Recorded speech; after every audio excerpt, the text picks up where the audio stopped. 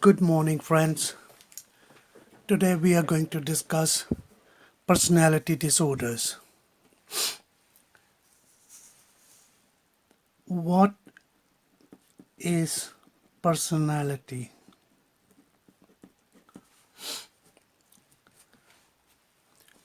Personality is the way we behave. So it's a component of behavior.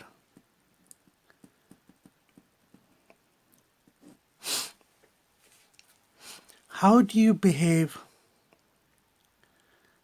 in different situations?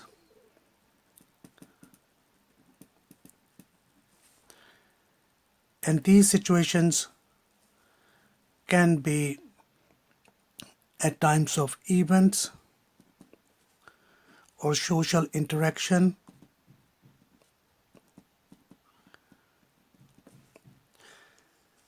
Normally, one would behave in a situation according to the need and what is required, and they will adapt themselves according to the situation. If somebody is going to the party, they will enjoy themselves. If somebody is going to meet or give interview, they will behave in certain ways. And we expect this to be within reasonable limits, appropriate, and acceptable.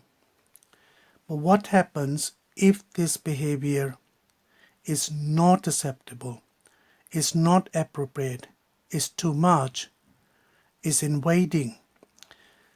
And if this pattern of behavior becomes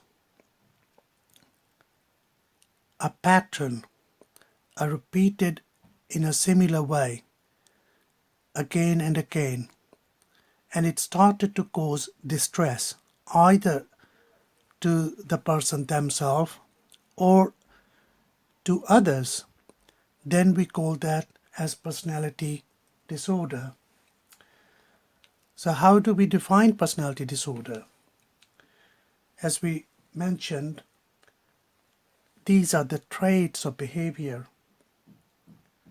They are deeply ingrained and enduring behavioral patterns, and they manifest as inflexible responses to a broad range of personal and social interaction or situations. How do we develop the personality traits? Now, this is a function of the brain. The brain learns, or the individual learns. So, during the childhood and adolescence, we have cognitions, we have emotions, we know how to control our impulses, and there is a manner of relating to others. So if we say cognitions,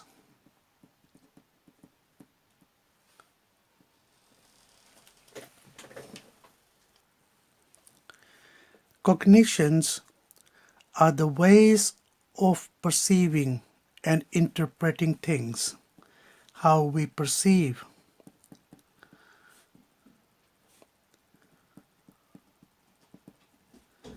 how we interpret things.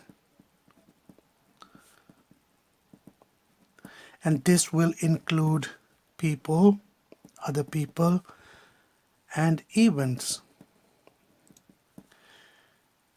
And the way we perceive and the way we interpret those things, and we will develop some kind of attitudes and even images in our mind. And these images will be about self and others. So meaning how we perceive self and how we perceive others. According to that, you will develop some kind of attitude, some kind of understanding, and know how to behave in that situation. For example, if you are in a classroom, you know that you are a student, you are in a classroom, and you have to behave in a certain way, and you have to respect your teacher. But if any of these things go wrong, you perceive differently, you perceive teacher as a very harsh, angry, not teaching, and using and abusing, you will rebel.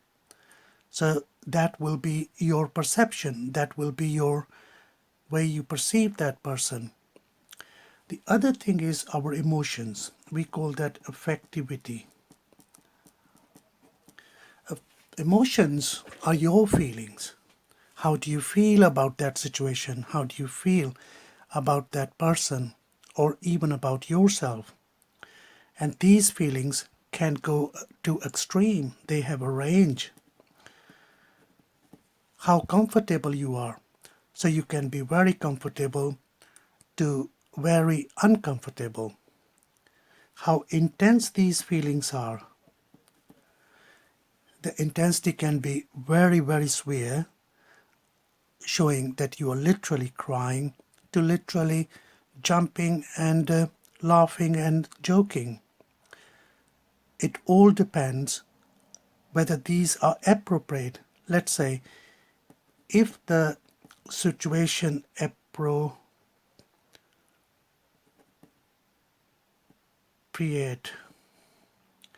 if the situation is where you should be feeling sad, crying, or let's say example there is some bereavement and you are expected to be sad and and understand the situation. But if you are not, then your affectivity, your emotions, they are not appropriate for the situation. And how quickly you get these emotional arousals, how quickly you get these emotional responses. If somebody said you something, a minor thing, but you perceive it as a bad thing, and you act in a very abrupt way that it causes distress to the other person, so that can lead to, so how quick are these responses, um, how quickly you respond to that situation. The next one is impulses. Now the the idea about impulses is about control. Can you control your impulses, or do they go out of your control? That means you know that you should be within your limits, within the situation that is dictating, but you cannot control your impulses. Let's say you start feeling a little bit sad or angry with your partner or something, and you just quickly go and take overdose or harm yourself or break something. So can you control those emotions, your impulses, and even gratification? So if you want something, can you wait until it arrives, or it is suitable time to go and get it? But on the other hand, you might just go and grab things when you shouldn't. So how quick, how severe these impulses are under your control. And number 4 is like manner of relating. Manner of relating to others, and how you handle interpersonal situations with your boss, with your teacher, with your relatives, with your friends. How do you approach them? You go and shake hand, or look into their eyes and speak to them politely, or you barge into them, make them upset, angry, and causing distress not only to yourself but to others. So that is in general about some background of the personality. And there was in 2003 John Livesey designed